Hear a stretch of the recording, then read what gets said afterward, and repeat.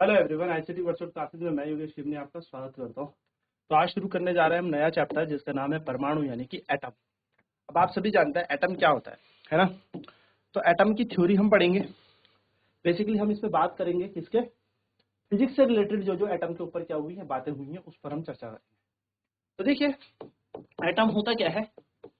Atom is a smallest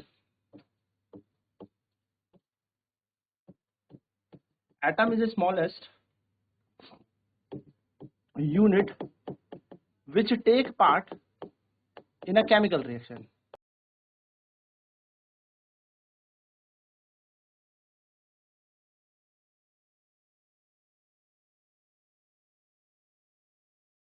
परमाणु क्या होता है? तो परमाणु एक बहुत छोटी इकाई होती है जो रासायनिक अभिक्रियाओं में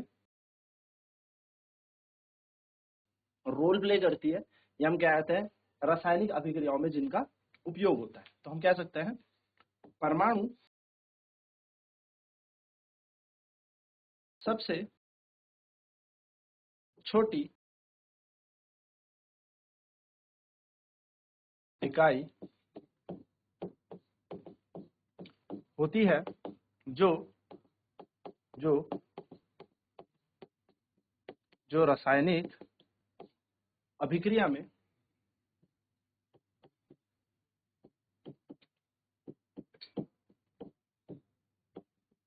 उपयोगी होती है या उपयोग की जाती है।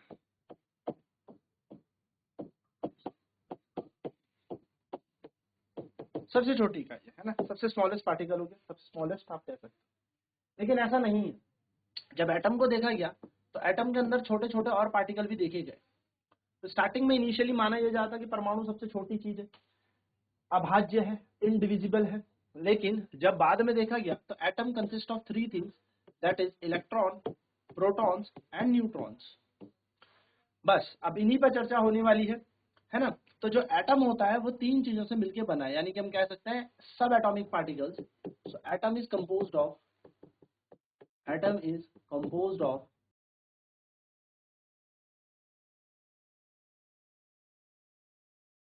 Atom is composed of electron, proton and neutrons. यानी कि परमाणु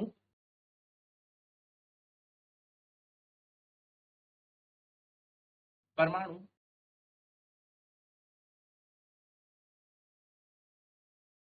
इलेक्ट्रॉन,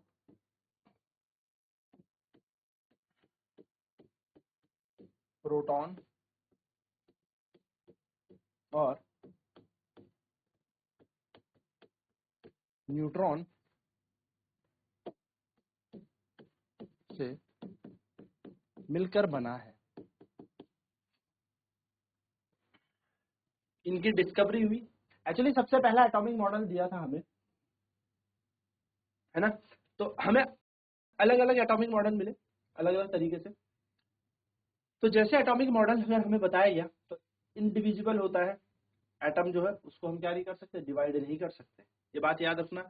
लेकिन बाद में पता लगा इलेक्ट्रॉन प्रोटॉन और न्यूट्रॉन से मिलकर हमारा एटम बना है।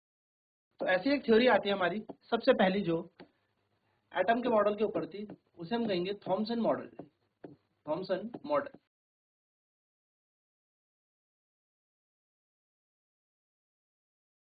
थॉमसन परमाणु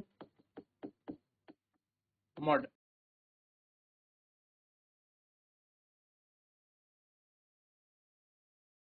थॉमसन जी ने कहा था कि जो एक एटम है इसको हम यहाँ पर एक और याद रखेंगे, प्लम पुडिंग मॉडल भी कहते हैं। प्लम पुडिंग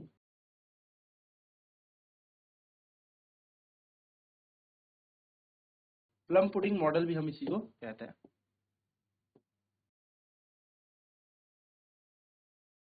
इन्होंने कहा कि जो एक एटम होता है दैट इज एंटायरली स्फेरिकल, गोल होता है। और इन्होंने जैसे तरबूज होता है ना, वाटरमेलन, वाटरमेलन का जैसे लाल हिस्सा होता है, थोड़ा सा मैं तरीके से बनाऊं कि तरबूज है, इस तरबूज के अंदर लाल हिस्सा होगा, रेड पार्ट।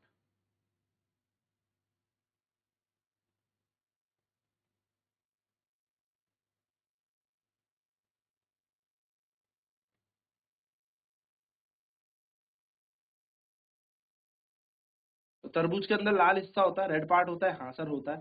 तो ये रेड पार्ट है ये तरबूज के अंदर, ये पूरा क्या है, ये रेड पार्ट जो है ये हमारा पॉजिटिव चार्ज है, प्रोटॉन है। उन्होंने कहा जो रेड पार्ट किसी तरबूज के अंदर का है, जो ये लाल लाल हिस्सा तरबूज के अंदर का है, जो रेड पार्ट तरबूज के अंदर का आपको मिलेगा, ये जो रेड पार्ट है, लाल हिस्सा है, ये लाल हिस्सा पॉजिटिव चार्ज है, यानी कि प्रोटॉन है। क्या है? Positive charge. लाल हिस्सा होता है पॉजिटिव चार्ज।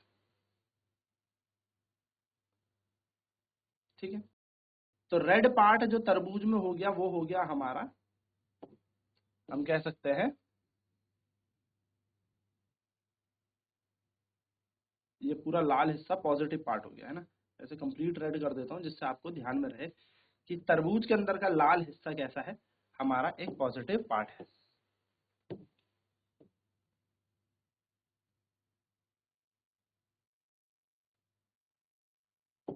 और इसके अंदर बीज में फंसे होंगे काले काले बीज। तो जो ये बीज है,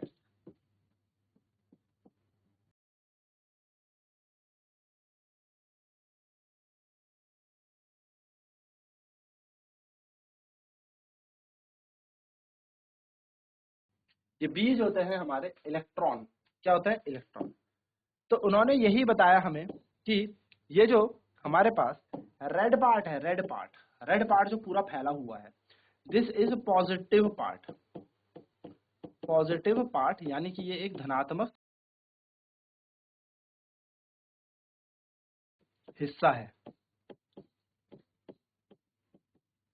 धनात्मक हिस्सा मतलब क्या हो गया हमारा? प्रोटॉन का हिस्सा, यानी कि ये प्रोटॉन है। हालांकि उस टाइम प्रोटॉन की खोज नहीं हुई थी, पर फिर भी। और जो ये नेगेटिव नेगेटिव नेगेटिव नेगेटिव ये काले काले बीज दिख रहे हैं, दिस एम्बेडेड, ये जो काले बीज दिख रहे हैं, दिस ब्लैक डॉट्स, ये हमारे इलेक्ट्रॉन्स हैं। इलेक्ट्रॉन्स यानी कि हमारे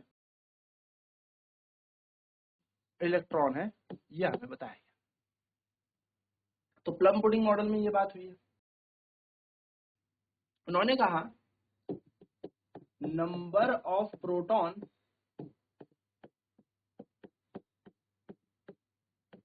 ऑलवेज इक्वल होता है नंबर ऑफ इलेक्ट्रॉन के, यानी कि प्रोटॉन की संख्या हमेशा इलेक्ट्रॉन की संख्या के बराबर होती है। thus atom, whole atom is, या मैं बोलूं atom as a whole is electrically neutral, यानी कि ये विद्युत तौर पर आपस में उदासीन होता है, इलेक्ट्रिकली न्यूट्रल। यानी कि हम कहेंगे प्रोटॉन की संख्या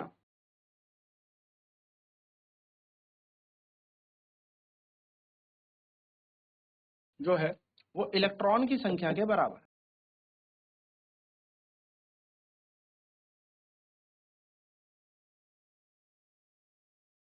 तो प्रोटॉन की संख्या इलेक्ट्रॉन की संख्या बराबर है, तो हम कह सकते हैं विद्युत रूप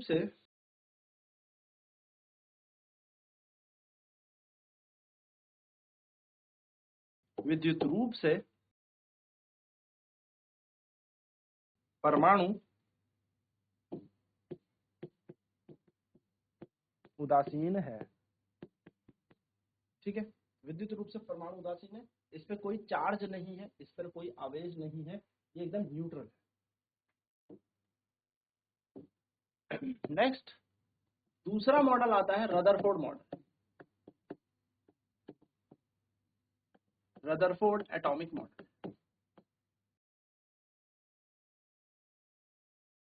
यानी कि रदरफोर्ड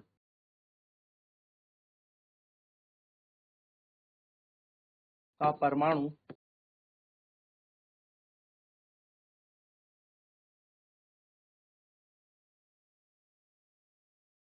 रदरफोर्ड यूज करते हैं अल्फा स्कैटरिंग एक्सपेरिमेंट।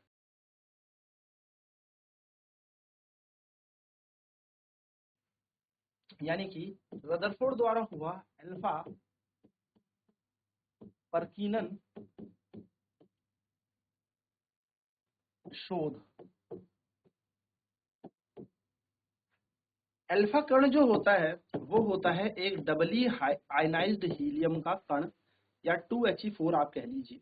डबली आयनाइज्ड मतलब 2 इलेक्ट्रॉन इसमें से ले लेते हैं हम हीलियम में से, ठीक है। इसके अंदर कोई इलेक्ट्रॉन नहीं होता, पॉजिटिव चार्ज ये होता है, धनात्मक आवेशित ये होता है। Rutherford bombard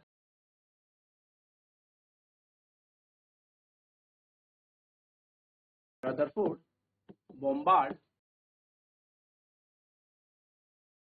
alpha particle on the thin sheet of gold.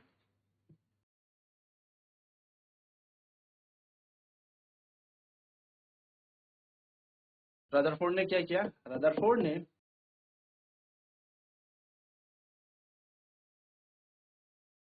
Alpha कणों को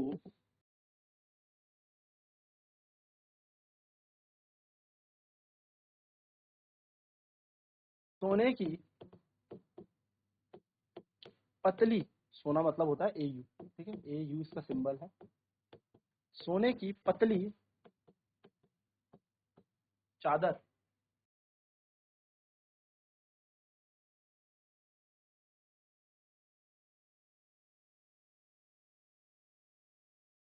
and he observed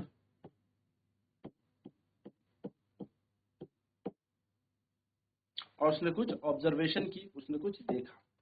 क्या ऑब्जर्वेशन की? जब गोल्ड की फॉइल पे, यानी कि जब सोने की चादर पे रदरफोर्ड ने अल्फा कणों को फेंका तो बहुत सारे अल्फा कण बड़े बड़े एंगलों से डाइवर्ट हो गए, बहुत ज्यादा लार्ज एंगल से डाइवर्ट हो गए।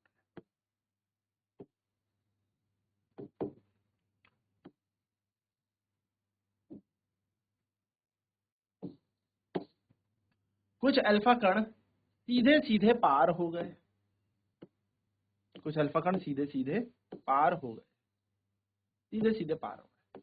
और 10,000 में से एक 1/10,000 वो अल्फा कण गया और टकरा कर 180 डिग्री पर वापस। ये कुछ रदरफोर्ड ने एक्सपेरिमेंटल देखा। तो क्या ऑब्जर्वेशन किया? Most of the alpha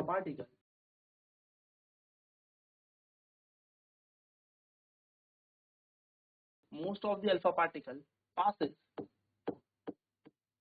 directly from the coil। Thin foil थी ना, यानी कि बहुत सारे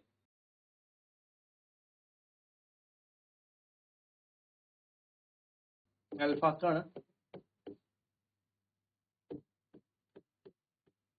सोने की चादर से सीधे सीधे पार हो गए, सीधे सीधे पार हो गए। Some of the alpha particles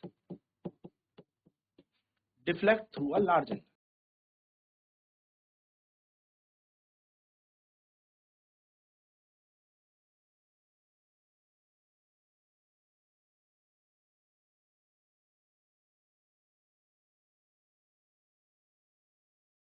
कुछ अल्फा कण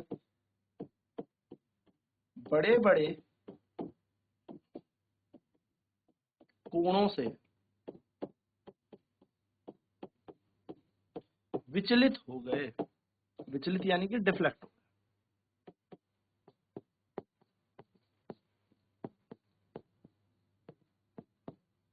ठीक है। कुछ अल्फा कण बड़े बड़े कोणों से विचलित हो गए। and 1/10,000 अल्फा पार्टिकल, यानी कि 10,000 में से एक अल्फा कण डिफ्लेक्ट बैक विद 180 डिग्री, यानी कि 180 डिग्री में सीधा वापस आ गया। यानी कि 10,000 में से एक अल्फा कण 180 डिग्री में वापस आता है। तो ये ऑब्जर्वेशन थी हमारे रदरफोर्ड की, एंटायर ऑब्जर्वेशन की, कि कुछ तो सीधे सीधे निकल गए, कुछ टकरा कर वापस आ रहे थे और कुछ बड़े बड़े एंगल में डिफ्लेक्ट हो गए।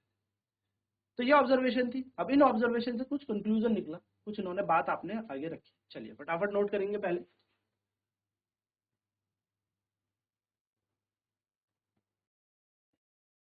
तो Rutherford bombard alpha particle on the thin sheet of an gold, gold की फॉइल के ऊपर, यानी कि गोल्ड की एक पतली सी चादर के ऊपर उन्होंने क्या फेंका, अल्फा पार्टिकल फेंका।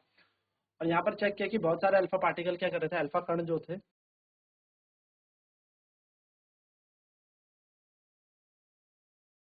पास हो जा रहे थे, कुछ कुछ बड़े बड़े एंगलों से डिफ्लेक्ट हो रहे थे, और 10,000 में से एक जो था वो रिवर्ट बैक हो रहा था, यानी कि वापस आ रहा था। तो उन्होंने क्या ऑब्जर्वेशन की, most of the alpha particle passes directly from the foil, बहुत सारे अल्फा कण जो है चादर से सीधे सीधे पार हो गए। Some of the alpha particle deflect through large angles, कुछ अल्फा कण जो है बड़े बड़े एंगल से या बड़े बड़े कोणों से विचलित हो गए। And next observation was 1 of 10,000 alpha particle deflect back with 180 degree, यानी कि 10,000 में से एक अल्फा कण 180 डिग्री में वापस आ जाता है, यानी कि डिफ्लेक्ट बैक हो जाता है। तो यहाँ से ये ऑब्जर्वेशन करने के बाद उन्होंने क्या किया, एक कंक्लूजन निकाला, और कंक्लूजन ये निकाला कि most of the atom is, जो आधा से ज्यादा हिस्सा है, कंक्लूजन में वो क्या निकाला, खाली। तो most of the atom is empty, empty यानी कि आधा से ज्यादा जो परमाणु है वो खाली है, आधे से ज्यादा परमाणु खाली है। कैसा है, खाली।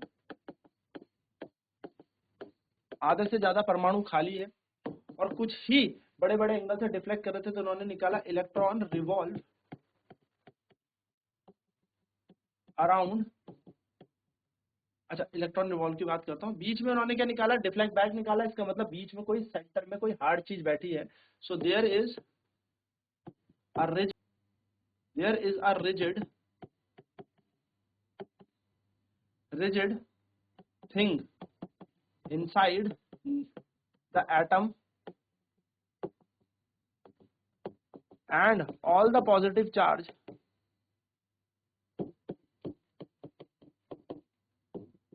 is concentrated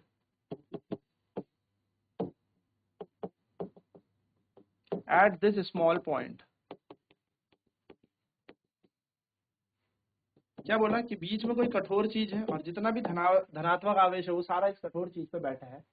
तभी यहां से कोई चीज टकराकर वापस आ रही थी और इसको बोला गया न्यूक्लियस। क्या बोला गया, न्यूक्लियस। इस रिजिड पार्ट को क्या बोला गया, न्यूक्लियस। यानी कि ये रिजिड पार्ट जो कठोर चीज है ये नाभिक है, न्यूक्लियस है। ठीक है। और लास्ट ऑब्जर्वेशन उन्होंने यही दी कि इलेक्ट्रॉन जो है वो क्या कर रहे हैं, रिवॉल्व कर रहे हैं अराउंड द न्यूक्लियस। तो electron revolve around the nucleus.